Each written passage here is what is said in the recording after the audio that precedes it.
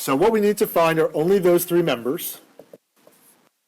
What I will call FBC, the force in member BC, FCF, and FEF.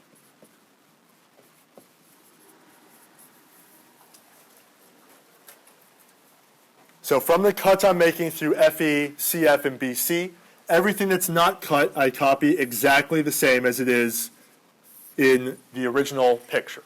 So these three members are not cut through at all, so they get copied exactly.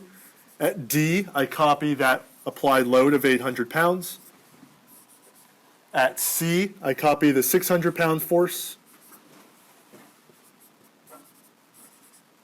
That's still 4 feet. That's still 4 feet. And this is point E. So what changes is now where I cut through those members, it doesn't matter if I say I cut through the middle or wherever, because they'll act the same throughout their entire, or the tension in each member is the same throughout its length. That's part of the assumption we make with trusses. So I'll just draw it somewhere in the middle. I made that cut, and that's where my loop passed through. So now the other part of that member is not included in the picture, so I can see what was the force that was holding that member together. So because I cut through this one, I'm able to see FEF. I'm able to see here FBC. And here I'm able to now see FCF. And FCF is going to have a 1, 1, √2 ratio triangle indicating its direction. And I need a coordinate system. So because I cut through three members, I've introduced three unknowns in this picture. I've created a rigid body, so I'll be able to find three equations out of it, since now for this I can take the sum of moments, whereas with the joints or the particles, I could only take forces. Questions on the free body diagram for this one? Right, so it's just a 2D rigid body.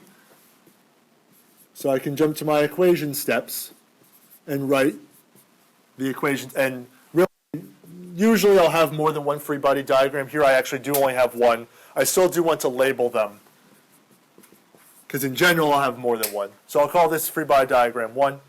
So in the x direction I have negative FBC minus FEF minus 1 over √2 FCF. Three equations and one unknown, three equations.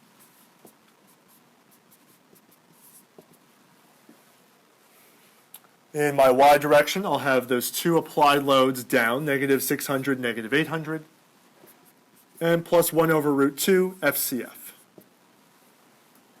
Equation 2 has only that one unknown, FCF, so I can solve it.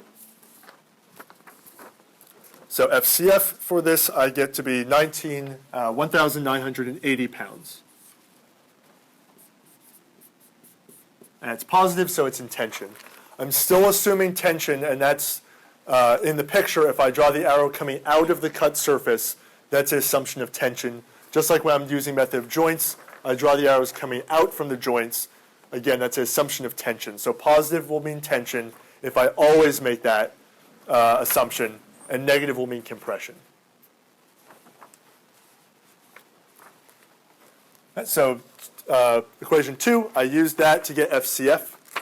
So now I need a third equation. I can take the sum of moments around a point and equate it to 0. So looking at the free body diagram, what point by hand makes the most sense to take the moment about? Point C. Right, so C does, because I have two of my internal forces emanating out, or whose lines of action pass through C. So that will leave me with just one unknown in this equation.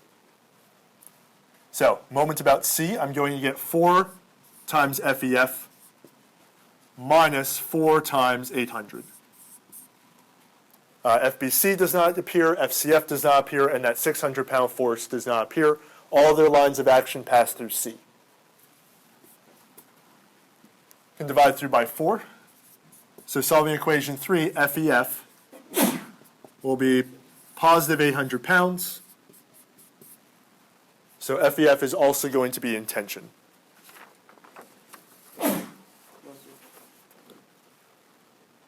I still haven't used equation number 1, but now I can because I have the results from equation 2 and equation 3. So the last thing was FBC. So FBC is going to be negative 2,200 pounds. So it's in compression.